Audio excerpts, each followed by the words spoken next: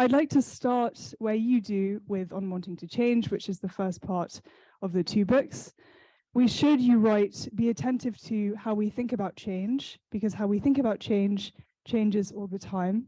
So my first question is, how has how we think about change changed in recent years? Well, I think the question obviously is who would.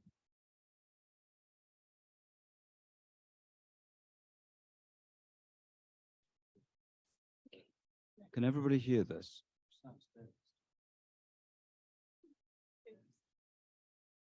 Is it working now? Oh, good. Okay. I think it's impossible to generalize about this, obviously, because we don't know who we're talking about and what kind of change we're talking about. I think what I was referring to was, and this is going to be a tiny sample, because obviously it's my clinical experience, and I can't make broad cultural, grandiose generalizations about what's happening in the world. But I have been aware that in the time that I've been a psychoanalyst, of course, there's a gradually increasing supermarket of options in terms of changing and therapy. So now there are thousands of therapies, obviously, and that seems to be a good and interesting thing. But what it means is that there are also lots of ideas in circulation in the culture about how we should be changing and how we might want to change. So I think one of the things that's changed to my ears is people being much more interested in how they want to change. And also a kind of quasi-technological view that one can design one's own change. So, you know, the fact is that everybody in this room is getting older every second we sit here. Now, no one's thinking this, obviously, but it is true. There's a genuine biological unfolding that's going on. So that's happening ineluctably, and no amount of description or redescription or fictionalization or theory is going to change that. But what is changed, though, is the way we describe these psychobiological facts. And it seems to me now that there are, there's a huge range, because on the one hand, there's religion and theology. There's also fitness. There's also sexuality. There's also politics. There's also diet. There are a lot of ways in which we might want to change. And so one of the questions, presumably for contemporary people, is how do you choose? What do you find yourself drawn to, given the menu is now so elaborate? In the book, I mean, one way to answer that question, then you do this way, is to look to the past and think about, you wonder, what have people previously thought about change? And so to do that, you look to Freud and you look to William James in the tradition of American pragmatism. Can you tell us about what those two traditions can tell us about what it means to change? Well, I mean, they're very different, but they're interesting to put together in a way, because William James's pragmatism is very practical in a certain sense. He's always saying to us, really, well, how can we get from A to B, and which B do we want to get to? And so there's always a question. James is interested in transitions, and he's interested in conscious aims and ambitions, which is, who do we want to be? And more specifically, what are the problems we want to solve? So it's, in the literal sense, it's pragmatic. So James is believing, he doesn't believe in a deterministic system. He believes we're choosing our ambitions and ideals and projects and desires and so on. And then the question is whether we can realize them and how we go about doing that. In other words, James is non-essentialist. He doesn't give you a picture of human nature. There are bits of that in it, but it's not an essentialist account. It's a much more, it believes much more in choice. It believes much more that you can choose your future and then see if you've got the wherewithal to create it. So the question becomes, how do you get the life you want? And then the next question is, or the prior question is, and how have you got your ideas about the life you want? Where have you got them from? But for James, it's very much that. It's about working out the life you want and how to get it. Freud's belief, I'm sure everybody in this room knows, is much more deterministic, as in Freud saying we have very, very little choice. In fact, it's not clear to him whether we have any choice at all, but we have some choice. He must believe that, because otherwise he wouldn't practice psychoanalysis. But fundamentally, he's saying, as everybody knows, that we're driven by instincts. He's got different accounts of what the instincts are. He talks about a self-preservative instinct. He talks about a death instinct, which is the part of ourselves that attacks our own development. He talks, obviously, famously about a sexual instinct, which is really about it's entirely about gratification prior to the idea of reproduction. So Freud's a Darwinian, in the sense he obviously believes that we're here, so to speak, to reproduce, to survive and then to reproduce. But it's quite clear that an awful lot of sexuality is not about reproduction. It's about gratification. So the other thing about Freud is he's very, in a sense, unrelational. He talks, for example, about the object being soldered onto the instinct. In other words, we have desires, but the object of desire is like a fashion accessory. It's something that we add on. It's not intrinsic to the desire. So he sees us basically as instinct-driven, hedonistic creatures who have no real religious destiny at all. So it's entirely a question of survival and gratification, finding the pleasures that sustain your feeling that life is worth living. You mentioned this idea of our wish possibly to attack our own development. Elsewhere, you describe this as the temptation of stultification, the allure of inertia. Can you talk about the allure of inertia, and also possibly as it relates to this idea of conversion? Because we think of conversion as kind of central to how we, at the heart of kind of contemporary personal transformation and change. And you point out that conversion is actually the killing of change, because once one converts, one isn't supposed to convert again. Well, I'm just going back to your first question. One of the things that I write about in the book, which is striking, I think, is that, let's say 100 years ago, we, whoever we are, would have thought the most profound form of change available to us are conversion experiences. Now we are very suspicious of conversion experiences. And that's a very big change in a way. So in other words, we're much more suspicious of those states of absolute transformation or dramatic transformation and so on. And they can be easily associated for us with all sorts of fundamentalisms and all sorts of exploiting the naivety of other people or young people or whatever. So that's sort of one bit of this. I think that the other thing that's important in this is the picture we have of how change occurs. Because one of the things that's very striking in Kleinian, this is the psychoanalytic theory that derives from Melanie Klein. Melanie Klein believes, Freud believed there was a death instinct, meaning there was a part of ourselves that actually was very aggressive and destructive. And so he believed, at certainly the end of his life, that our lives were a conflict between our life instincts, which were on the side of more life and relationship and pleasure, and a death instinct, which was actually the attempt to reduce ourselves to nothing, to be dead. In these accounts, Melanie Klein took off with the idea of the death instinct and developed the idea initially in children that there was a part of the self. The project was development. There was a natural unfolding biological developmental process in the sense that acorns become oak trees. Well, it's assumed in this essentialist theory that we're comparable.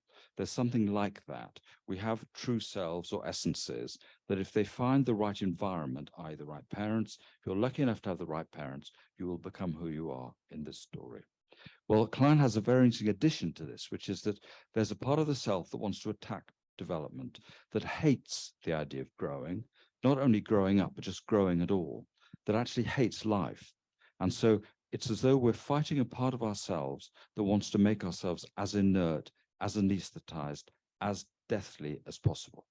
And now you could see, it's not as simple as this, obviously, but you can see that in states of depression or inertia or whatever, there's a loss and a lack of vigor, a lack of drive. Now, you could construe this in lots of ways. One way would be that people have different constitutions in terms of instinct, but the other way of construing this, which I think is more interesting, also gives us more freedom, is to say and to show there's a part of ourselves that is really alert to the aliveness in ourselves and is actively and insidiously and subtly attacking it. So that we might think we want to be more alive, but actually there's a part of ourselves that wants to be more dead. And not only that, and this is where it gets even worse, is that we want to deaden other people as well, so that we're on the case for aliveness. And again, one of the ways that Klein develops this is the idea of envy.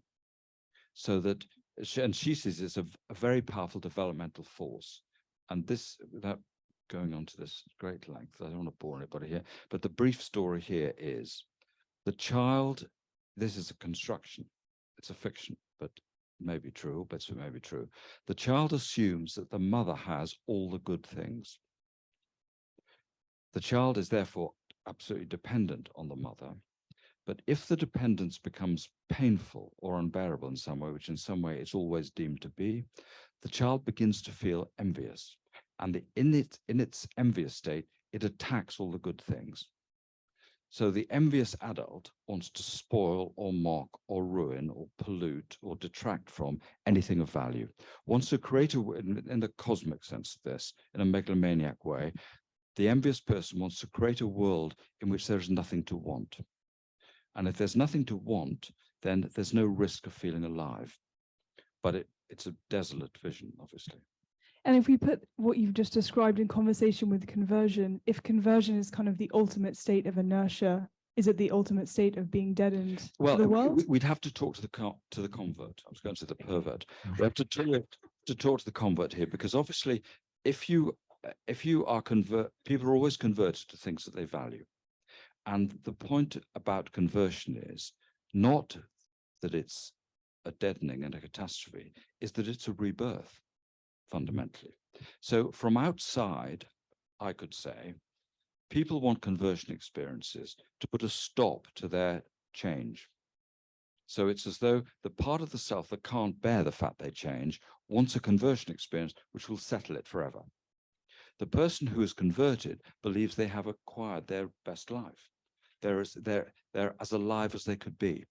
So I think we have to have this both ways here. And we can't start pronouncing about people who've had conversion experiences. We need them to tell us.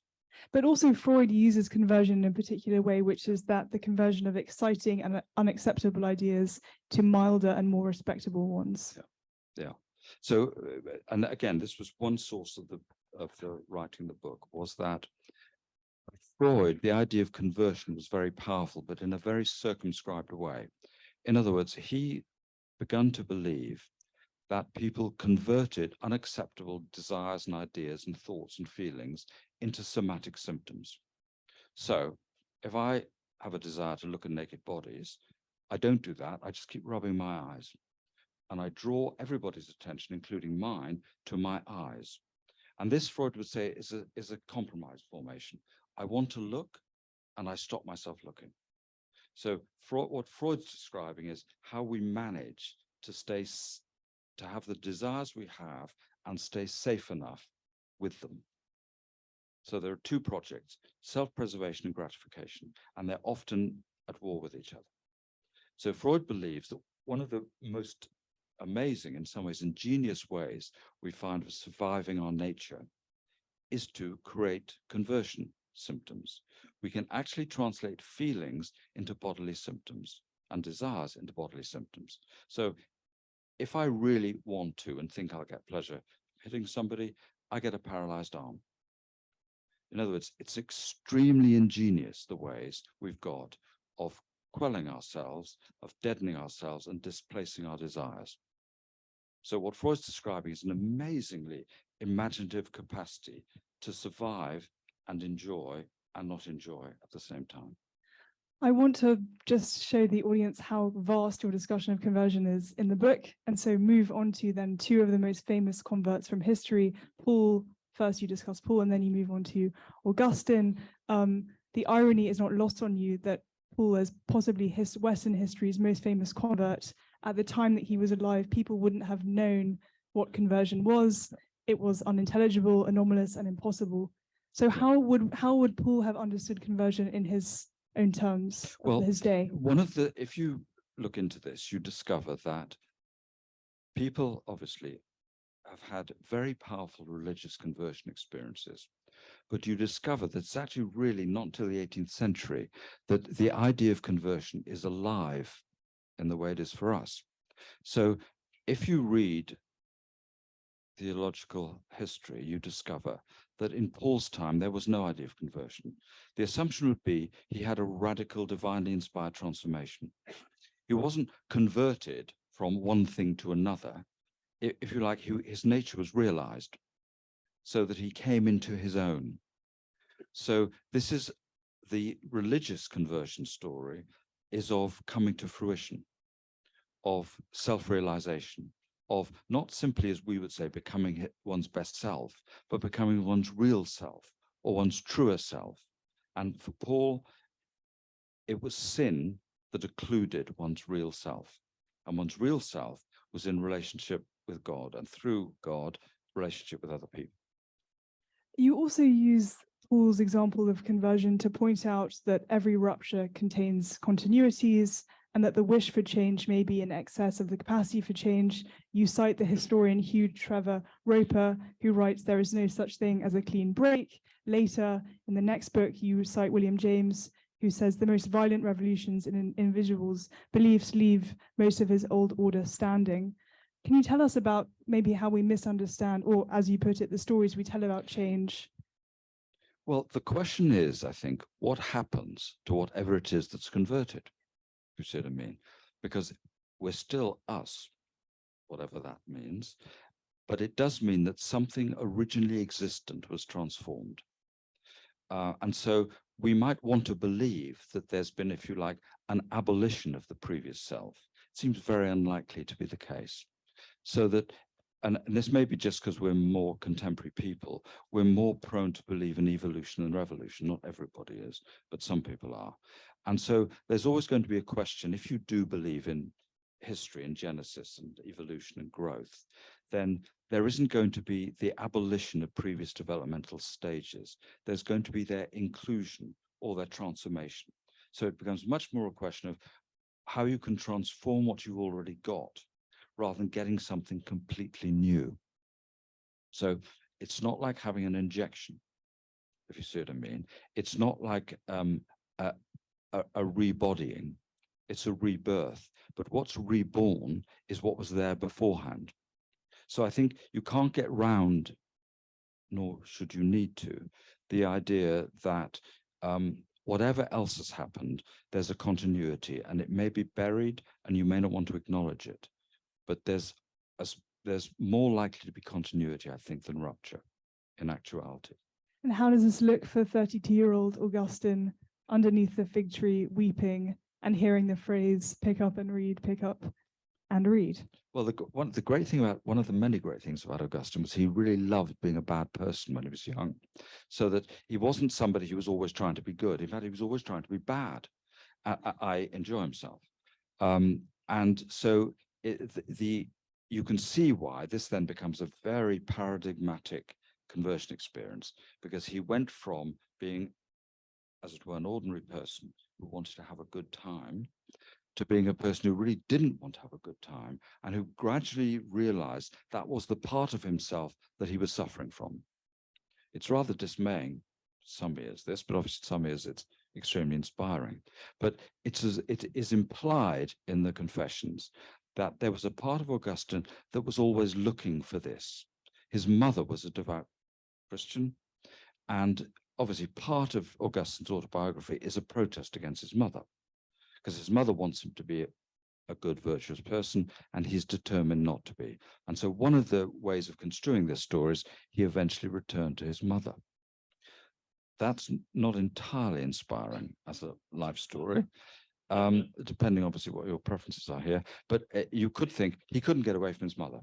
Or you could think his mother had a profound sense of his best self, and it took him a long time to be able to acknowledge it, which is equally plausible. But I think he really, what's powerful about that conversion experience is, not unlike Paul's, is that it appears to come out of the blue, and then all the subsequent life is spent trying to make the continuities and to make the links, so that it's as though the conversion experience is the beginning of a making sense of a conversion experience. And also, in psychoanalytic terms, the conversion experience becomes a self-cure for something. Then the project becomes, or the question becomes, what was it a self-cure for? What was I suffering from, even if I was unaware of it, that the conversion experience appeared to solve? I just want to point out that he's famous for the phrase, "Lord, make me chaste, but not yet." And to your point, you asked the question, why is there a wish both for a key to one's life and a wish that the key would depend upon a dramatic transformation. I mean, this must be part of the Confessions being one of the first works, let's say, of autobiography in that tradition. So it sets up that literary tradition of personal transformation. It does, and of the need for drama, that it's got to be incredibly exciting and dramatic and unprecedented. It's got to be new. That's, I think, the point here. But I think there is a real question, because it's like a version of the question, why do we value intense feeling over milder feeling? Or why are we more persuaded by our stronger feelings rather than our vaguer ones? And so there's something here, I think, I mean, it'd be absurd to generalize historically here, but there'd be some preference here for, or rather some anxiety here about not being sure one's feeling fully alive. And you're fully alive when you feel something very intensely, even if it's awful. So as though there's a background anxiety, at least in some people, that they may not be alive, or they may be 3/4 dead, which is why pain can be very enlivening, because it reminds you of your body. In that sense, it's enlivening. So there's something here about intensity being equated with value. And I think it's a cultural prejudice, probably. I want to bring in a third interlocutor. So you have Paul Augustine. You looked at Socrates at the end of the book to describe a different kind of conversion story. Can you tell us about Socrates in relation to this question? As I'm sure you raised, these are quite big questions. But to give you a very brief answer, in the Socratic dialogues, Socrates is aiming to have the kind of conversation in which he elicits from people the fact they know things they didn't know that they knew. So that's as it were, the benign side of the story. The malign story, from a certain point of view, is that this is a profoundly manipulative, seductive project in which Socrates is trying to persuade people a combination of they actually know very little, and also what they do know is full of self-deception. So in the nicest possible way, if you read Socratic dialogue, people begin to become befuddled and confused and very unsure of themselves. And it's, depending on what your preferences are, it's very enlightening, but it's also, there's something very sadistic about it, I think. In other words, it's really not collaborative. It's about one person with apparently no inner superiority, having a great deal of inner superiority and showing the other person, not that they're stupid, but that they've really overestimated their capacity to know things. And all these are stories about conversation or the absence of it, because the Socratic dialogues are staged as conversations and they're not. The conversion experiences of Paul and Augustine are staged as non-conversations. They're dramatic transformations, they're like possessions. And in all these stories, it seems to me, what's averted or avoided, or what there's no confidence in, is ordinary exchange between two ordinary people. So if we really want to change, there's either got to be divine intervention, or you've got to get lucky or not, meet someone like Socrates, and there's no one like Socrates. That's the point. So that it's very much a cult of, I mean, obviously religious people wouldn't put it like this, but it's a cult of personality, this. It's a sort of a non-secular celebrity culture, this. They're extremely powerful, significant, important people. And that's where the change comes from. It doesn't, for example, come from ordinary mothers having ordinary conversations with ordinary children, which is actually where it comes from. And ultimately, you say at the end, we should be converted, or we might want to be converted to be wanting to be ourselves. Yes, I'm not sure there is an ourselves to be, but I think what we should be having conversations about is what, well, whether we want to be converted to anything, and in a sort of wishful fantasy, what might we want to be converted to?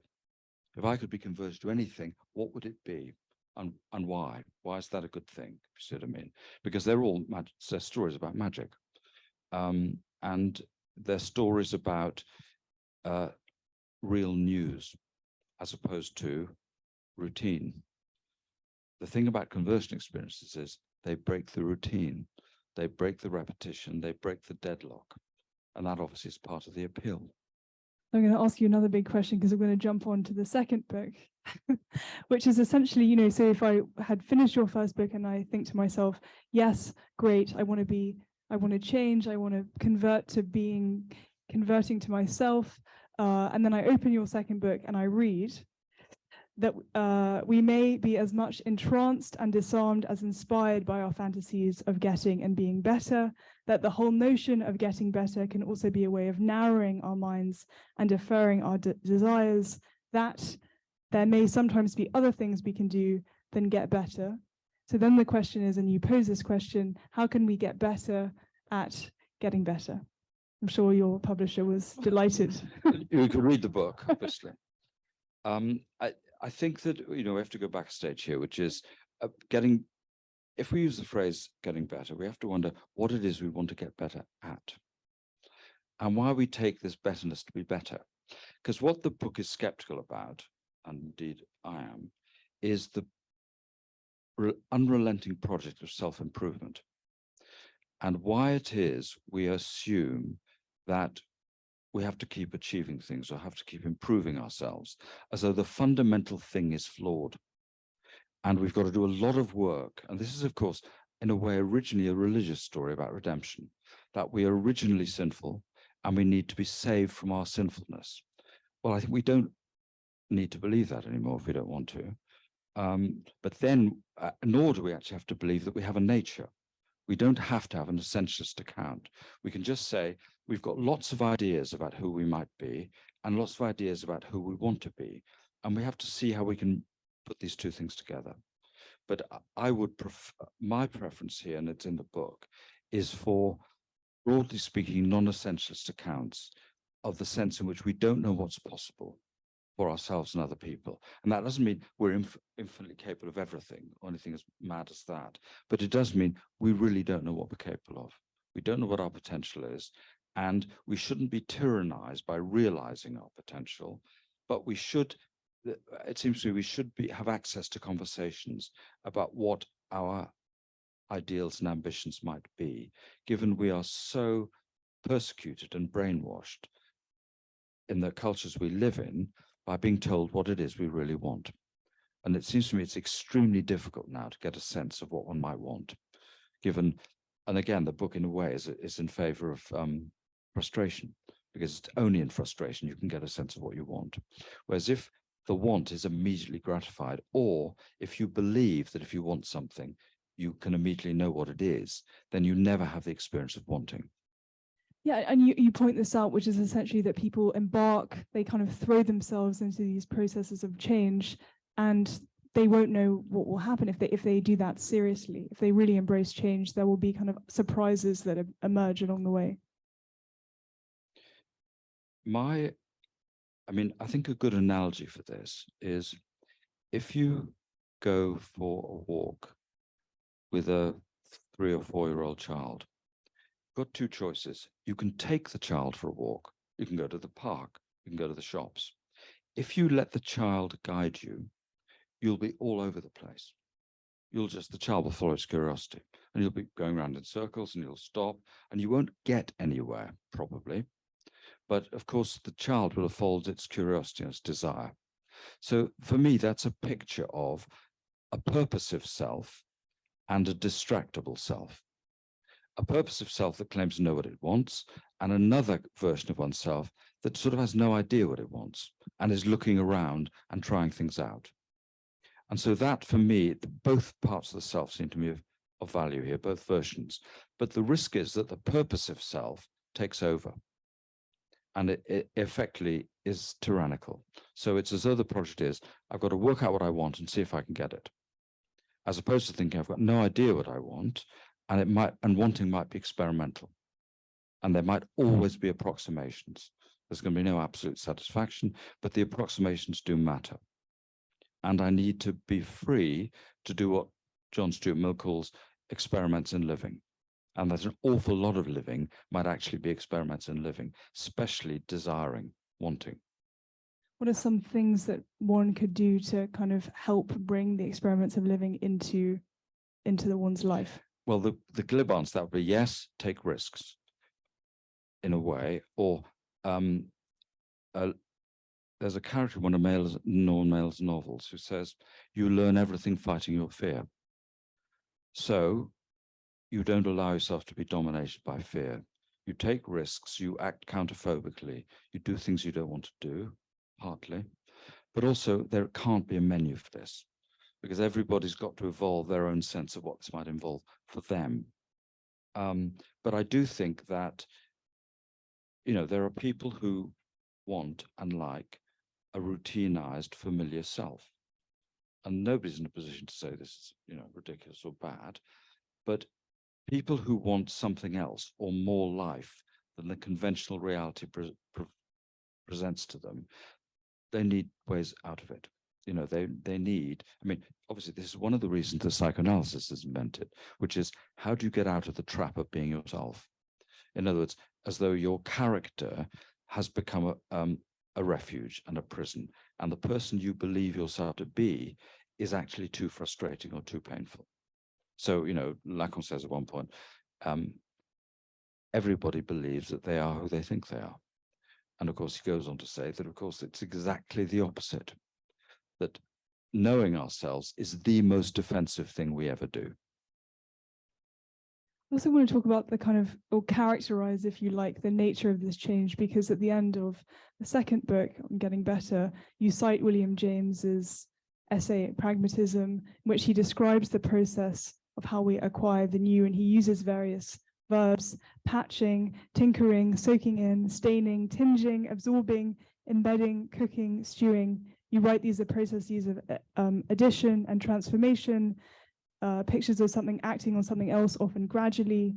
They're all conserving as they convert the old or the already existing into the new. Why were you drawn to this passage, and what can it? Well, I think one of the wonderful things about James, apart from that he is a really rather wonderful writer, is that he wants to increase our vocabulary for change. There are lots of different words we can use, and they all have different implications. And that seems to me to be true and useful, two of his values. So that we need lots of different ways of talking about this. That's one thing. The other thing that James says in the essay, which is to me very interesting, is that not that we shouldn't be converted, but that we should be endlessly convertible. That conversion should, because in traditional ways of thinking, we don't assume people are going to be serial converters. You don't become a born-again Christian and then become something else. The idea is you become a born-again Christian. Well, James's idea is we need the capacity to be converted. In other words, we need to be seducible. We need to be impressionable. We need to be people who can be drawn to things and people and try them out and find out, but also, and then to, if need be, mourn them or leave them or lose them or move on to something else. But it means that you have a capacity to go on being really engaged. And that really means to go on being enlivened. You come across people in your life who really make you feel alive in unpredictable ways, or you read books, or you look at paintings, or you birdwatch, or you knit, but something works for you, it gets to you. And that, I think, is what James is on the side of, and Lacan's on the side of too. Not idealizing a vocational life so much as idealizing an experimental life. We're talking, Adam, and we've been talking this whole time about change on the level of the individual. And I was struck as I was reading your books, about how, on the one hand, as individuals, we're obsessed with personal self-development and constant change, and then whole swaths of societies, France, England, the US, groups of people not wanting to change at all. And actually there's a nostalgia and a resistance to change that is increasingly violent and stubborn. Can you talk about this? Well, what's really disappointing about these books, and is really disappointing about psychoanalysis, is that it doesn't give us a description of collective action, because it's so privatized. And it would seem to me really all life is group life, and therefore all change is group change, really. I mean, obviously we live in very individualized cultures, but really we're talking about communal changes. Those would have to be the real ones. In other words, creating the conditions with other people in which people can be different versions of themselves. And I think that the really difficult thing is to translate this into really viable political life, so that it doesn't become, the project isn't self-realization. The project is, how can we best look after each other? What can we do for each other? So the model is collaboration, not self-realization. I think it's related to the coda of the first book, which you wrote. So you started writing before the pandemic, and you write at the end, when catastrophic change is inflicted upon us, perhaps we're more able and willing to consider and discuss and create the kind of change we would like, the kind of change we realize we need in order to get the lives we want. There was certainly a lot of discussion during the pandemic about how we might think society anew. Do you feel that that has happened to some extent? Well, I think again, it's impossible to generalize here, but I think certainly our lives were changed, and therefore we changed our lives to some extent. I think, for example, a lot of people found that they had to work out who it was they really missed and how much of their sociability was superfluous to them. Now, those things to be, in a way, good things. But it, of course, were families or couples or whatever it is, were thrown back on themselves. And that was a real experiment in living for people. And also people were therefore forced to work out what it was they felt deprived of and what they wanted. So that when, so it wasn't simply a case of, the fantasy was, when COVID's over, we can get back to normal. But of course, we are the people who've been through the experience, and therefore we're not normal or back to anything because things have moved on. So I think it becomes, on the one hand, there's a profound conservative impulse, which is, let's restore everything good that we had, or it's an opportunity to also improvise, to innovate within that. Thank you. Can we have a big round of applause, please, for Adam? Thank you.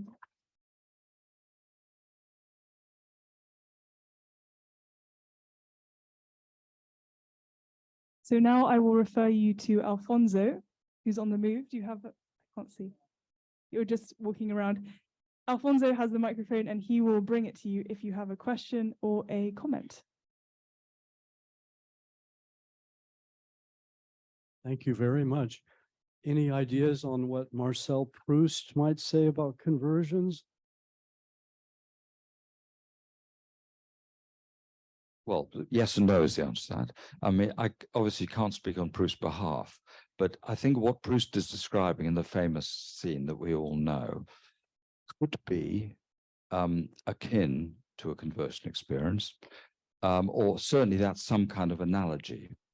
I think in a way, what the difference here that might matter is that Proust gives us a whole range of gratuitous encounters that become transformative. So we happen to trip up on that paving stone in Venice. We happen to taste something or smell something or overhear something, and it evokes something very, very powerful. And they're versions of secular conversion experiences in the sense of, it's not that something is brought from outside, it's that something brought from outside evokes something that's already inside. So it becomes essentially an experience of evocation. And as though really the project is, it isn't a project, but you might get lucky and come across something or somebody or some event that actually reminds one of one's past. And for Proust, clearly, it's not exactly the past is redemptive, but it's certainly transformational. And so Proust seems to imply that we are sort of, he doesn't put it like this, but that we're unconsciously in search of lost time, but that we can't engineer it. All we can do is be more or less attentive or more or less available to the experience when it occurs. So I might smell something and it might suddenly feel very, very powerful. But at that moment, I can waylay it or preempt it, or I can allow the experience to evolve. And I think Proust would say these versions of these experiences are happening quite a lot, and probably more than we notice, but we're too disturbed by them. And this is where, in a way, where Freud comes in, because Freud and Proust have clearly linked in a way, even though they didn't actually read each other. But that Freud is trying to engineer a situation in which people can have Proustian experiences. It's a paradoxical thing. And of course, it can't literally be done, but Freud wants to work out what's the setting in which we might have the memories we might need to have. And Proust is saying every so often we come across these extraordinary memories and we realize just how infinite it is and how infinite our past is. You know, we all remember about sort of 10 memories from our childhood, but of course we lived every second of that childhood. And we made all sorts of things of all these childhood experiences, and they're all, in their view, still there. They're stored.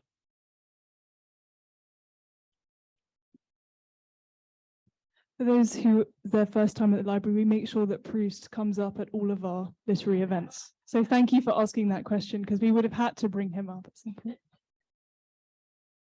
Thank you very much. Fascinating talk. I think there have been many conversion experiences that were not Pauline or Augustinian. To me, I think the most momentous one, perhaps, certainly in modern history, was in 1955 when John Lennon was sitting at a fish and chips joint in Liverpool, and he heard Elvis's Heartbreak Hotel. And he said, in 3 minutes, his life was transformed. And he said, I knew that it was all over for me. But you mentioned John Stuart Mill, and I think his psychological history in his autobiography, when he man of tremendous intellectual gifts, and he posits this idea, if all of his ideas for the practical reformation of society were realized, would that affect any change in his happiness? He had to answer honestly, no, and he fell into an immediate depression. And he was able to cure himself of it by, let's say, a conversion to the poetry of Wordsworth. And he said about that a beautiful phrase. He said, he found in Wordsworth a feeling of thought colored by feeling under the excitement of beauty. And he said in Wordsworth, he found the very culture of the feelings which he had lacked. And I read Wordsworth every day, and I have for decades. I couldn't imagine life without him. And can you think of, could you recommend a writer if someone were to come to you and you might be able to identify in this individual psychology that a particular writer would be extremely helpful? Well, it would depend, obviously, on getting to know that person. Again, it would be an experiment. I mean, I might certainly have a thought that he or she might read X, try it out. It wouldn't be programmatic because I would feel I couldn't possibly know. And there are overlaps. You know, you find, for all sorts of reasons, that Wordsworth works for you. And you may or may not, or may to some extent know the reasons for that. But what you really know is something about that voice grips you. And you want to go on reading it. And that would seem to, in a way, to be the point, or one point of a kind of conversion experience, which is you find your thing. You find the thing that really makes you feel alive. The risk is, I'm not saying this about you personally, but the risk is it becomes a refuge from other experiences. You know, there's a part of oneself that wants the addiction, and a part of oneself that wants the renewal, and a part of oneself that can't tell the difference. And that may be the only other thought here, because you're right, the scene in Mill's autobiography is amazing. You just have the thought, you know, if everything I wanted was suddenly happened, what would my life be better? And he says no. And that's a really interesting realization, because what it makes clear is that actually we could be a little more skeptical about our wishes, and that there might be thoughtful wishing rather than wishful thinking, so to speak. And that in a sense, what may be worth wondering, I'm not, again, not for you personally necessarily, but what Wordsworth is a self-cure for.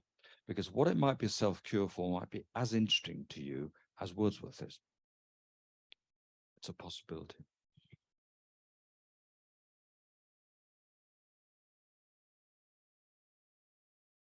We have one question online. Are there any physical acts we could do to encourage the space where conversion occurs?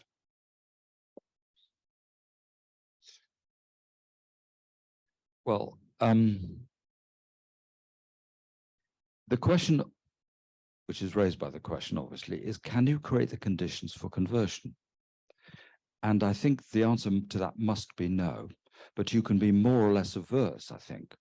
I mean, clearly, I'm not going to have a conversion to Christianity if I never read the Bible and never talk to Christians. But I could do both those things and not convert to Christianity. So I think the point about the experiences is it's not engineerable, but it's something to do with being more or less receptive to something, but you can't know beforehand. And I think, therefore, it can't be organized. I mean, there's a very, very ordinary conversion experience that probably a lot of us have had, which is falling in love. And it would seem to me, if we were to say, well, what are the preconditions for falling in love? From a psychoanalytic point of view, I would say it would have to be something like the experience of having fallen in love with initially one's mother, but one's parents, and possibly one's siblings, being the kind of experience that felt compelling rather than too traumatic. If it was too traumatic, I would organize my life to make sure I never fell in love again. That would be the project. If I'm able to fall in love, it means I'm sufficiently receptive to something in my past that was crucial to my future, and that I can't formulate it, but I know about it. So when I come across that person, and there may be several of these people in one's life, I know something. I don't know something in a formulatable way, but I know that that person becomes crucial. So Iris Murdoch says, love is when you crave somebody's company. That's a version of this. But one way or another, you know, and it must be an echo of early dependence, that there's a sense in which your life depends upon being with that person, or being with that person enough, or being with that person in a certain way. It becomes an absolute precondition. And those are conversion experiences.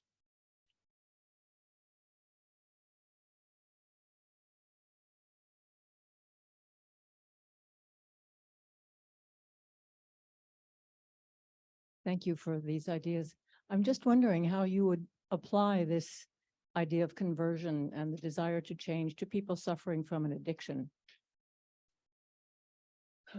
Well, again, it's impossible to generalize. There aren't generalizable answers to these questions, but it would seem to me that you could describe addiction as a malign conversion experience. In other words, if the problem is, what do I want and how do I go about doing my wanting? If I can localize it and fixate it in an addiction, then I've solved the problem of wanting. In other words, any given moment, what do I want? I want that drug, that cigarette, that drink, that chocolate, whatever it is. So I've solved the problem of wanting, but in the process of doing that, I've starved myself. So it would seem to me that in a way, an addiction is a kind of conversion experience, but it's the kind of conversion experience that is against one's own growth or development. It's an attack on that. So it's an actively, not always consciously, but it's an actively self-destructive thing. And so in a way, if you believe these ideas, you would want to be very attentive to the parts of oneself that is tempted to become addicted, because it's an active narrowing of the mind. And the only reason one would narrow one's mind, presumably, is because the complexity of one's mind feels very dangerous. I mean, dangerous and exciting, it should be added in here, but there may be a tremendous fear of excitement. Because the thing about addictions, if they deaden, they don't enliven. And people know that. You know, nobody thinks heroin makes me feel fabulous. They all know it makes you feel fabulous for 10 minutes, and then you feel terrible again. And people know that. It's very, I mean, I don't know what your experience is, but if you talk to addicts, they're extremely intelligent about their addiction usually, as well as being extremely stupid at the same time, but both things together.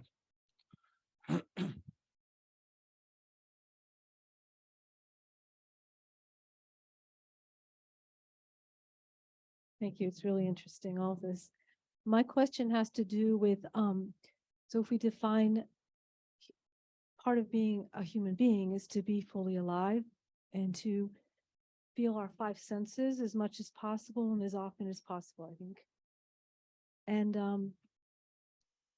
so if you are young and start using screens at a very young age, and you know, not everyone will agree with what I'm saying. I'm just going to throw some stuff out, but maybe you're not using your five senses. Maybe even if you're texting, you're using two thumbs. If you're playing the piano, you're using all your fingers. Maybe you're reducing your world to a screen and you're visual. You're not using your smell as much. You're just not using your five senses. But if you've been doing that all along, maybe you don't even realize that you're not, or maybe you're not going to listen to people who tell you that. And so I think about it. Recently, I was with a friend who has a son who hasn't really left his room in 2 years. And it's his safe space. There was a profile of shyness, liking gaming, COVID came.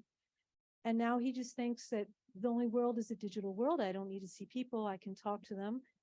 I have my games. I have an easy job. It's all virtual. I smoke a little pot every single day. I'm very good in my room. I take my meals in there and it's being enabled. I don't know what you think, if there's a lot of people more than we want like that, or what are your thoughts on all of this in any way? There was a British psychoanalyst called Winnicott who said, health is much more difficult to deal with than disease. And it is an interesting idea that there may be something too much about one's aliveness. I mean, I agree with the gist of what you're saying, but I'm really wary of older people being very suspicious of the world of the young, if you see what I mean.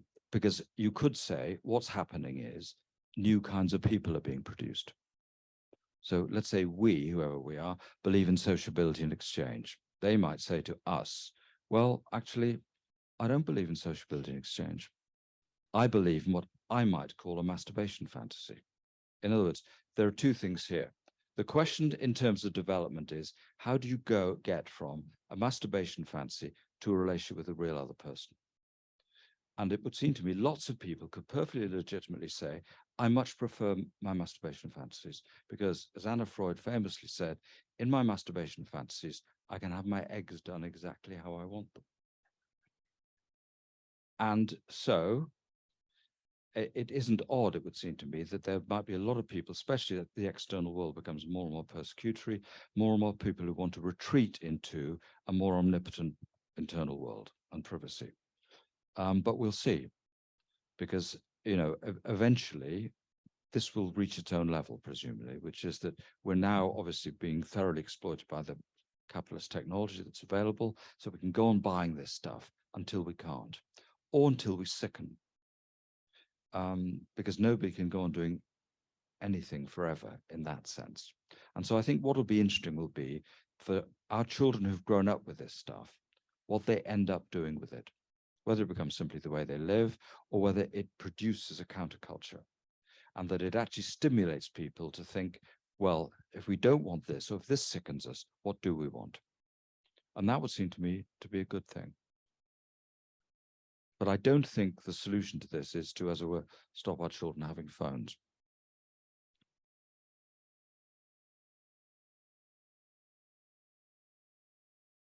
There's one question online. What is it that drives a resistance to conversion, even when it's desired? I'm thinking about Tolstoy's Confession and all its convolutions. We also make sure Tolstoy comes up.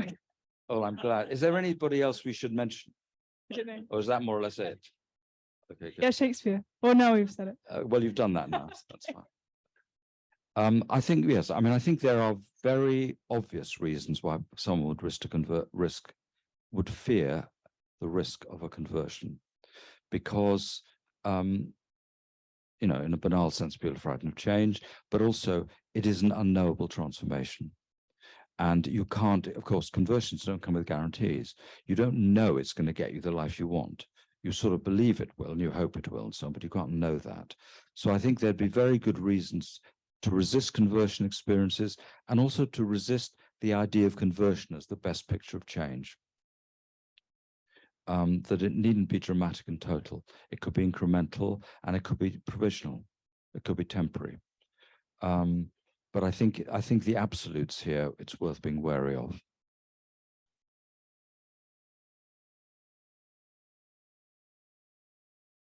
We have one more online. My partner said recently that he cannot stand getting old. He's 40. Indeed, many friends around this age express this incoming age crisis. What do you think one can say to a loved one who was too worried about getting old in the context of wanting to change? I think it's really a shame that people think that aging is loss of youth. It seems to me completely the wrong picture, this. Because obviously, if aging is the loss of youth and youth is privileged, then aging's a catastrophe. But that's like saying life's a catastrophe. So it would seem to me it would be a fundamental precondition of being able to live a bearable life that you didn't embrace aging, but you acknowledged it, and you didn't assume that it was exclusively or unequivocally a loss. Just that.